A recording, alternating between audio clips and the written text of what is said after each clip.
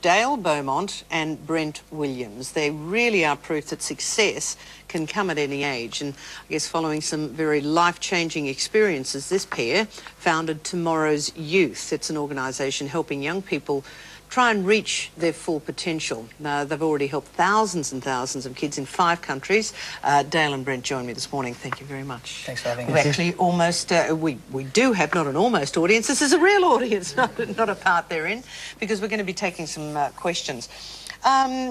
Your organisation aimed at helping kids. What are you shooting for, Brent? I guess educating teenagers that there's a lot more in life, and I guess giving them the choice and the life skills that are so important to achieve success in the real world. So when finishing school, they feel confident and certain that they can go out and pursue their dreams because they now have the skills that are so important, that usually most people learn by making mistakes and trial and error through life.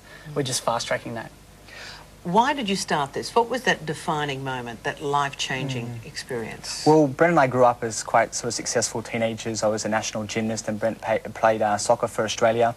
And when I was 17, I lost my younger brother. He was hit by a train, and Brent actually had a gun put to his head outside a club when he was finishing school. And we'd known each other for about 7 or 8 years at that point in time. And those two experiences sort of drew us together. And we thought, what is going on with young people today? And more importantly, what can we do to really make a difference? And that's the reason why we started the organisation.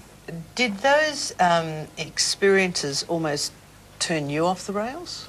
A lot of people ask that question. I think the biggest thing for me was, at first I was like so depressed and uncertain about everything, but I guess it gave me that shift in a positive direction, and I used that as an empowering thing rather than a disempowering thing. So I was like, right, I've got a second chance at life now, so I'm really going to go for it. And I didn't want to have any regrets. I thought, I'm going to, go after everything. Whether I fail many times, that's okay. At least I can say that I've given it my best shot, and that's really all you can do in life.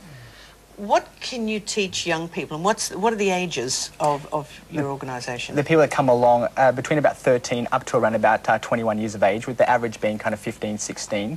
And we teach basically practical life skills, things that aren't really focused on in schools, things like goal setting and motivation, leadership skills, money management, career success, and basically how they can go out there and achieve their dreams in life. How do parents respond to you? Are they encouraging kids to go there, or are they going, hang on, why does my kid need this, because I'm doing actually a good job here? Yeah, I think there's a lot of extremes. We have some parents that understand kind of the lessons that are taught at the program. They really get what we're all about, and they're like, with open arms, yes, I embrace this. This is something that I've wanted for years. Finally my teenager can get what I've found so valuable to my life.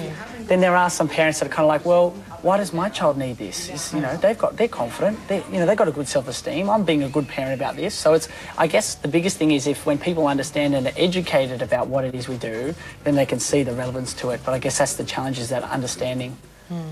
As I mentioned, we've got an audience in with us today, because you do take forums. You get out there and talk to kids and young people. Who's got a question you'd like to ask? Yes, sir. Your name is? Michael. My name's Michael. Yes, Michael. What is the main lesson you've learnt about life? I think that the main or most important thing that I've learnt is delayed gratification.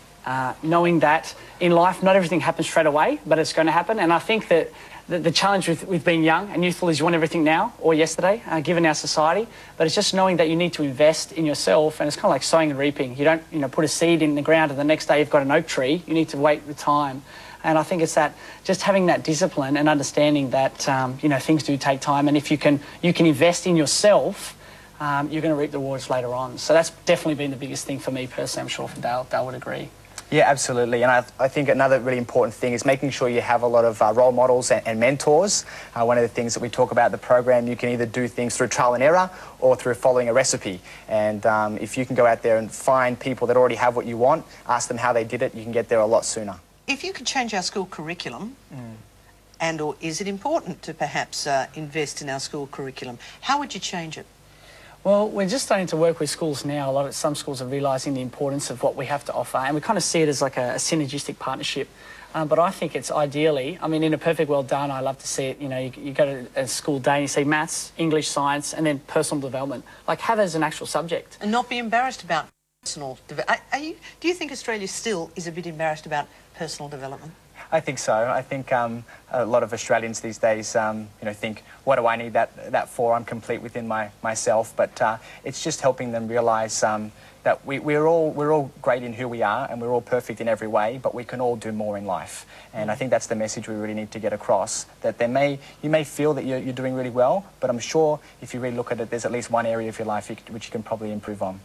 Okay, we're going to continue this subject because I think it's so important to actually get some of those life skills in reality and the techniques that we need to develop it. And we've got our audience here, we've got more questions here.